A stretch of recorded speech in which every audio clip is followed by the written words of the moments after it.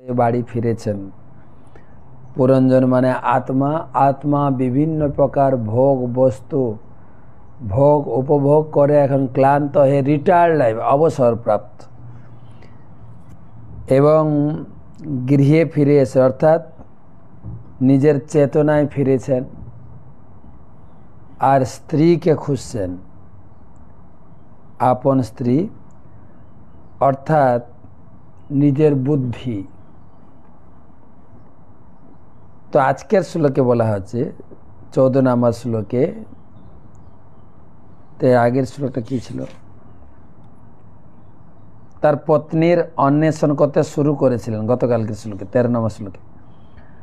আজকে তখন রাজা পুরঞ্জন একটু উদ্বিগ্ন হয়েছিলেন এবং তিনি অন্তঃপুরের রমণীদের জিজ্ঞাসা করেছিলেন, হে সুন্দরীগণ, তোমাদের অধীশ্বরীর সঙ্গে তোমরা পূর্বের মতো কুশলে আছো তো?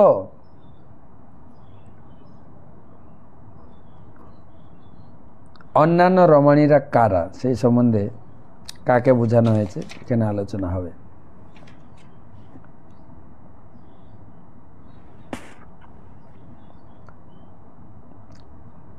এই শ্লোকে বেদিসৎ শব্দটি মহারাজ প্রাচীন বহির্কে ইঙ্গিত করা হয়েছে।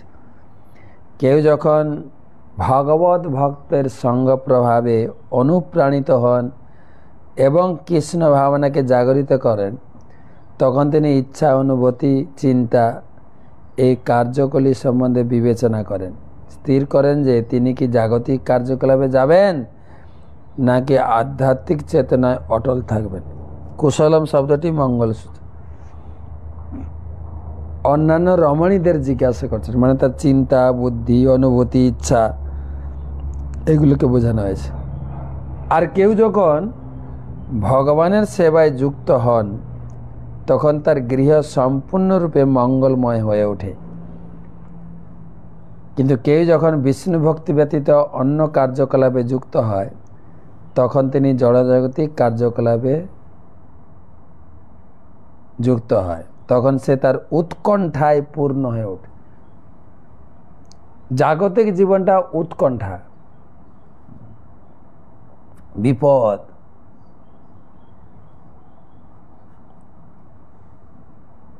আমাদের এপিজে আব্দুল কালাম উনি বলেন, জীবনে যে আঘাত পেয়েছ সেটা ভুলে যাও, কিন্তু আঘাত থেকে যে শিক্ষা পেয়েছ সেটা ভুলো না।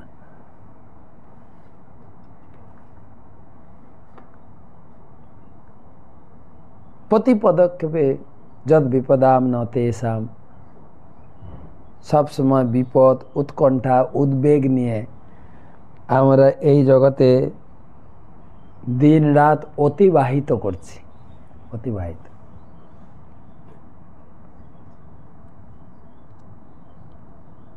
সুস্থ মস্তিষ্ক সম্পন্ন মানুষের কর্তব্য হচ্ছে তার মনের সঙ্গে পরামর্শ করা, চিন্তা, অনুভূতি, ইচ্ছা, মনের এই কার্যকলাপগুলিকে কিভাবে সদ্ব্যবহার করা যায় তা স্থির করা। এগুলো হচ্ছে বুদ্ধির সখী। চিন্তা, অনুভূতি, ইচ্ছা, উদ্বেগ। কেউ যদি সর্বদা শ্রীকৃষ্ণের কথা চিন্তা করেন, কিভাবে তার সেবা করবে সেই কথা ভাবেন এবং শ্রীকৃষ্ণের নির্দেশ পালন করতে ইচ্ছা করেন, তাহলে বুঝতে হবে তার বুদ্ধি সৎ উপদেশ গ্রহণ করছে, যাকে বলা হয় মাতা।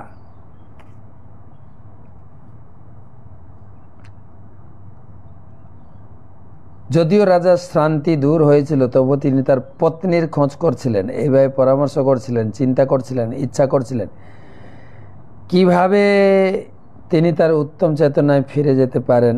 এই মন পরামর্শ দিতে পারে যে বিষয় ভোগের ফলে সুখী হওয়া যায়, কিন্তু যিনি কৃষ্ণ ভক্তির মার্গে অবস্থিত হয়েছেন তিনি জড়জাগতিক কার্যকলাপের মাধ্যমে সুখ ভোগ করার চেষ্টা করে না। সে কথা গীতায় 3য় অধ্যায়ে 59তম শ্লোকে বলা হয়েছে, বিষয়া বিনির্বর্তন্তে নিরাহারস্য দেহিন রসোবর্জম রসোপস্য পরম দৃष्ट्वा নিবর্ততে।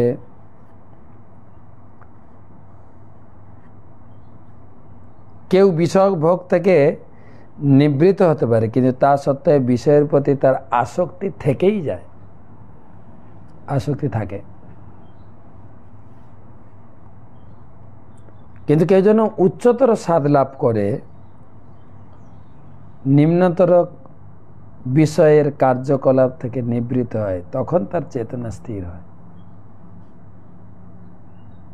ভগবত ভক্তির শ্রেষ্ঠ কার্যকলাপে যুক্ত না হওয়া পর্যন্ত বিষয় ভোগের প্রতি অনাসক্ত হওয়া যায় না। পরম দৃष्ट्या নিবর্ততে। কেউ যখন বাস্তবিকভাবে ভগবানের সেবায় যুক্ত হয়, তখন তিনি কেবল জড়জাগতিক কার্যকলাপ থেকে নিবৃত হতে পারে। এমনিতে আমাদের দেশের বা আমাদের ধর্মের লোকেরা বলে ভোগ করতে করতে ত্যাগ আসবে। এখানে বলা হয়েছে কেউ যদি ভগবানের সেবায় নিজেকে নিযুক্ত করে তখন তার ত্যাগ আসবে, বৈরাগ্য আসবে। কেননা ভগবত ভক্তির সেবার যে আনন্দ সে লাভ করেছেন, হ্যাঁ, গীতায় ভগবান বলেছেন জংলব্ধা চাপরং মন্যম মান্যতে নাধিকম তত।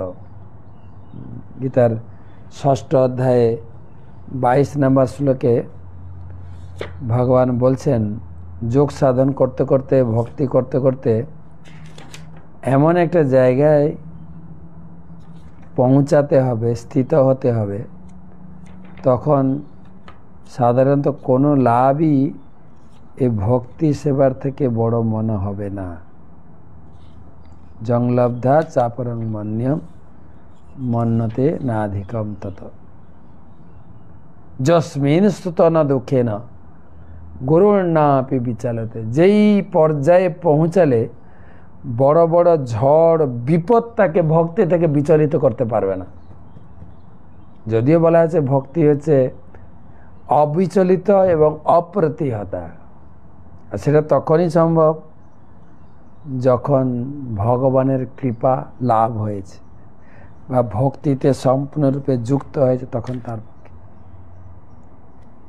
জংলব্ধা চাপরং মন্যতে নাধিকম তত যস্মিন স্থিত ন দুঃখে ন গুরুর নাপি বিচালতে। খুব হৃদয়গ্রাহী এবং অনুপ্রেরণাদায়ক এই শ্লোক।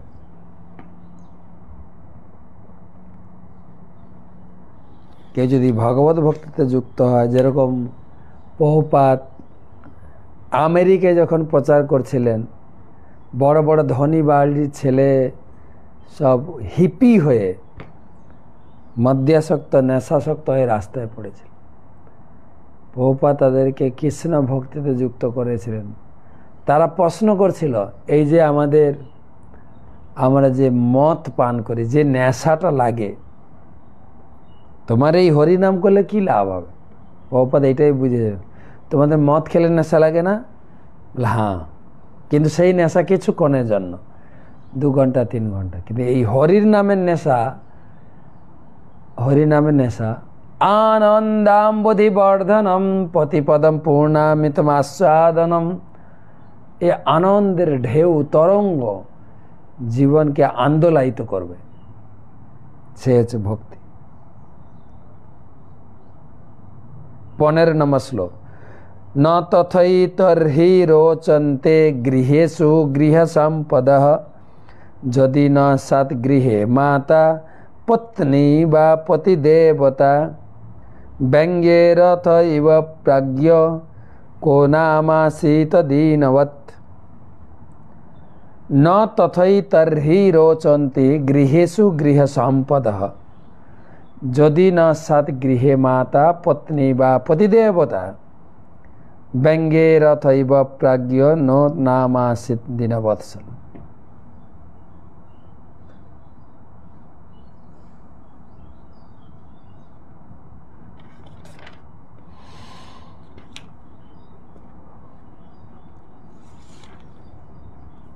রাজা পুরঞ্জন জিজ্ঞেস করছেন, আমি বুঝতে পারছি না, আমার গৃহের সমস্ত সাজ সরঞ্জাম পূর্বের মতো আমাকে কেন আকর্ষণ করছে না।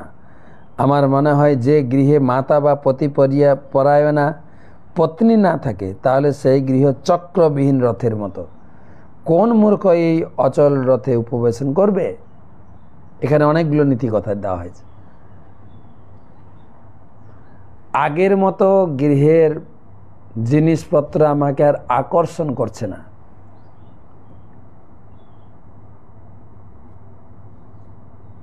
আর যে গৃহে সুশীলা পত্নী এবং স্নেহময়ী মা থাকেন না, সেই গৃহটা শূন্য। চাণক্য পণ্ডিত, রাজনীতিজ্ঞ চাণক্য পণ্ডিত বলেছে, মাতাজস্ব গৃহে নাস্তি ভার্যা চ প্রিয়বাদিনী অরণ্য তেন গন্তব্যম যথারণ্যম তথা গৃহম। এই শ্লোকটা আমি অনেকবার আমার ক্লাসে আলোচনা করেছি। যার বাড়িতে মা নেই, মাতা যস্য গৃহে নাস্তি ভার্যা চ অপ্রিয়বাদিনী, এখানে অনেক মায়েরা আছেন, ভার্যা স্ত্রী, অনেকের স্ত্রী। তো কটূক্তি করে বলা হয়েছে যার বাড়িতে মা মারা যায়। মা হচ্ছে জীবনের সুখের আধার বা উৎস। তো মা যখন এই জগৎ থেকে বিদায় নেয় তখন সাধারণত ছেলের বয়স 40, 45, 50 হয়ে যায়।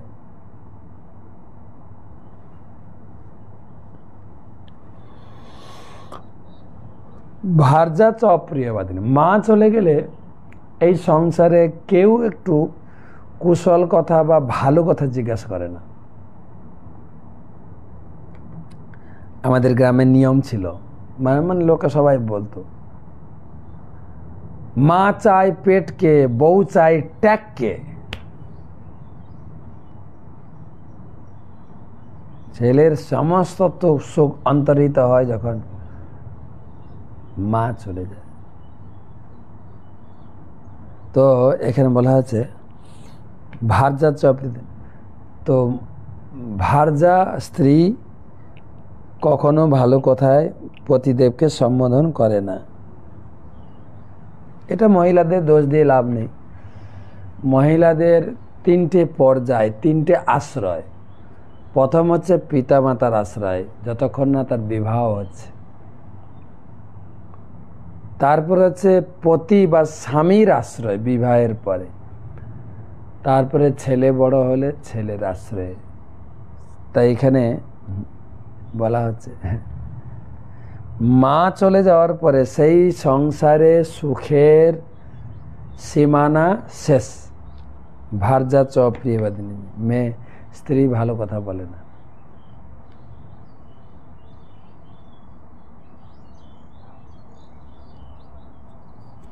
অরণ্যতেন গন্তব্য, তার তখন বনে যাওয়া উচিত। কেন, বনে যেরকম হিংস্র জন্তু জানোয়ার থাকে না, তার বাড়িটাও মা চায় পেটকে, স্ত্রী চায় ট্যাগকে। দূর দূরান্ত থেকে, হয়তো বাজার থেকে, মাঠে থেকে, ব্যবসা থেকে, চাকরি থেকে বাড়ি ফিরেছেন সন্ধ্যাকালীন অফিস ছুটি হওয়ার পরে। তো যখন প্রথম মা দেখবে, মা চায় পেটকে, পেটকে দেখবে, আরে রে ক্ষুধায় তোমার পেটটা ঢুকে গেছে গো, আসো আসো, একটু জল খাও, একটু খাবার খাও, তারপরে কথা হবে।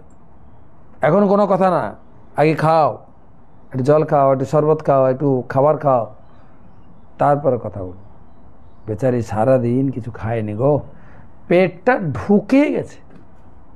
মা চায় পেটকে, মা দেখে তার ছেলেটার পেটটা কতটা ঢুকে গেছে ক্ষুধার জ্বালায়। বউ চাই ট্যাগকে, ট্যাগে কত টাকা নিয়ে এসছো। ঘরটা, মা চলে যাওয়ার পরে ঘরটা যেন বিষাক্ত।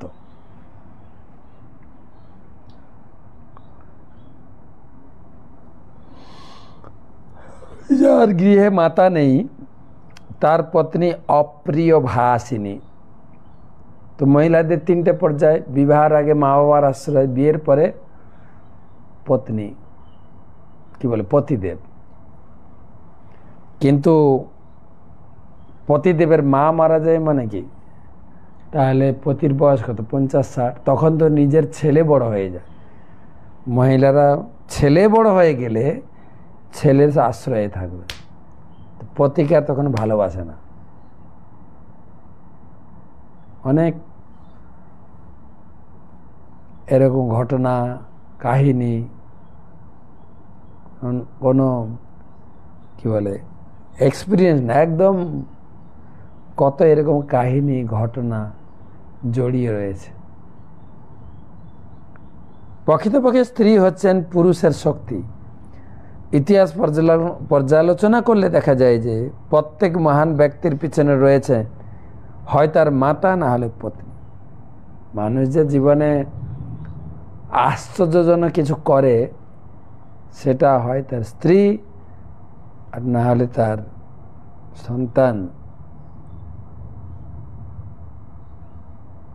প্রকৃতপক্ষে পুরুষ হচ্ছেন, স্ত্রী হচ্ছেন পুরুষের শক্তি। ইতিহাস পর্যালোচনা দেখা যায় প্রত্যেক মহান ব্যক্তির পিছনে রয়েছেন হয় তার মাতা অথবা পত্নী। ঘরে যদি সুশীলা পত্নী ও স্নেহময়ী মাতা থাকেন তাহলে গৃহস্থ জীবন অত্যন্ত সাফল্যমণ্ডিত। সুশীলা স্ত্রী,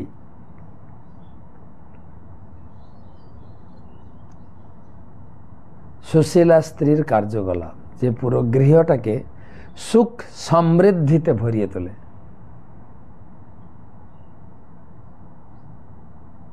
এখানে প্রভুপাদ সেটাই লিখেছেন। এই অবস্থায় গৃহস্থলীর সমস্ত কার্যকলাপ, সমস্ত শাসন অত্যন্ত সুখকর মনে হয়। এই সমস্ত শ্রী চৈতন্য মহাপ্রভু স্নেহময়ী মাতা ও সুশীলা পত্নী দুই ছিল এবং তিনি তার গৃহে অত্যন্ত সুখী ছিলেন। তবুও সমগ্র মানব সমাজের কল্যাণের জন্য তিনি তার মাতা ও পত্নীকে ত্যাগ করে সন্ন্যাস গ্রহণ করেছিলেন।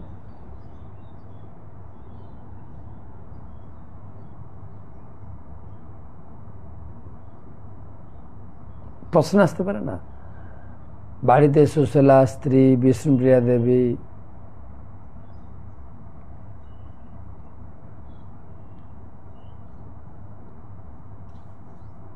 ছিল, বিষ্ণুপ্রিয়া এবং সচিমাতা ছিলেন, কিন্তু বিশেষ উদ্দেশ্য সাধন করার জন্য মহাপ্রভু তাদের ত্যাগ করে সন্ন্যাস গ্রহণ করে পুরীতে গিয়ে নাম প্রেম প্রচারে জগৎকে কৃষ্ণ ভাবনায় প্লাবিত করেছেন। আমাদের বাংলায় একটা কথা আছে কিন্তু, সংসার সুখের হয় রমণীর গুণে। রমণী সংসারটাকে সুখে সমৃদ্ধ করতে পারে, আবার